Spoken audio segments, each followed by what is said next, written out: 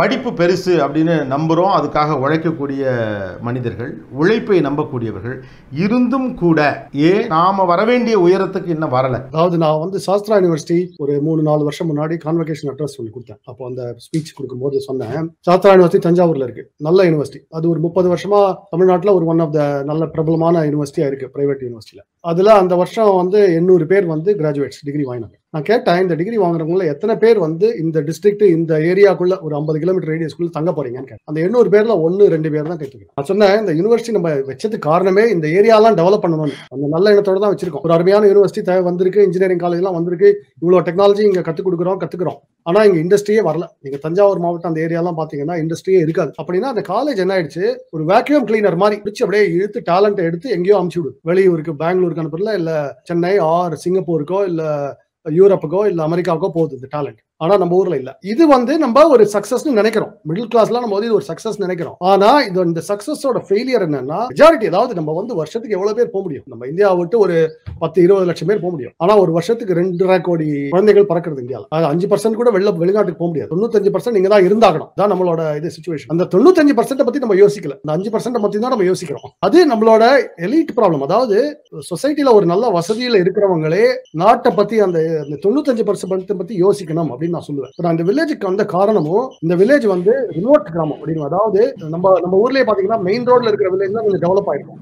உள்ள வந்து பாத்தீங்கன்னா டெவலப்மெண்ட் கம்மியா இருக்கும். இது வந்து உள்ளுக்குள்ள இருக்கிற வில்லேஜ், இங்க வந்து டெவலப்மெண்ட் ரொம்ப கம்மியா தான் இருக்கும். ஆனா இந்த கிராமத்திலேயே இதை பண்ண முடிஞ்சதுன்னா இப்ப என்ன பண்ண முடியாது அப்படின்னு அதுக்கு தான் நான் இங்க வந்தேன். இந்த கிராமத்துல பண்ணி காட்டணும் அப்படின்னு எனக்கு ஒரு வெறி. அதுக்கு தான் இங்க வந்தேன். இப்போ நான் உங்களை ஒரு மென்டரா உங்களை நிறைய பேர் மனசளவு நினைச்சிருப்பாங்க. அவங்களுக்கு பயன்படக்கூடியதாக இது இருக்கும் அப்படிங்கிறதுக்காக நான் short answers and many questions, ஒரு 10 கொஸ்டின்ஸ் பிளான் பண்றேன். ஒன்று, இன்னைக்கு நிறைய பேர் பிசினஸ்குள்ள வராங்க, பெருசா சாதிக்கணும்னு நினைக்கிறாங்க. அவங்களுக்கு நீங்க சொல்ற விரும்புற 2 விஷயம், do this, don't do this, என்னது? என்ன சொல்லுவேன், முதல்ல வந்து உங்களுக்கு வேலை செய்யறவங்கள நல்லா கவனிச்சுக்கோங்க, அதை வந்து பயங்கரமா யோசிங்க. ரெண்டாவது, பிரஸ்டீஜ் சேஸ் பண்றத பண்ணாதீங்க.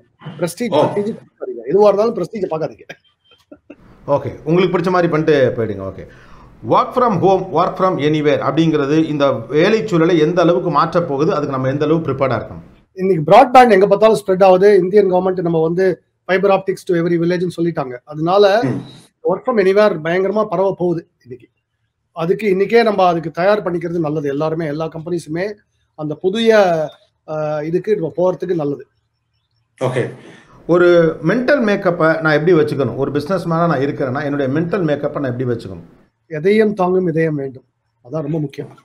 நம்ம பிலாசபி தான், எதையும் தாங்கும் இதயம் வேண்டும். ஓகே, நான் படிச்சு முடிச்ச உடனே நேரடியாக ஒரு ஆண்டர்ப்ரனராக உள்ள வரணும்னு நினைக்கிறது சரியா, இல்லை குறைந்தபட்சம் ஒரு 2-3 இயர்ஸ் ஆஃப் எக்ஸ்பீரியன்ஸை கெயின் பண்ணிக்கிட்டு ஒரு ஆண்டர்ப்ரனராக உள்ள வரணும்னு நினைக்கிறது சரியா? ரெண்டுமே சரிதான். நமக்கு உள்ள எது படும், உள் நெஞ்சுக்குள்ள என்ன இருக்கோ அதுதான் சரி.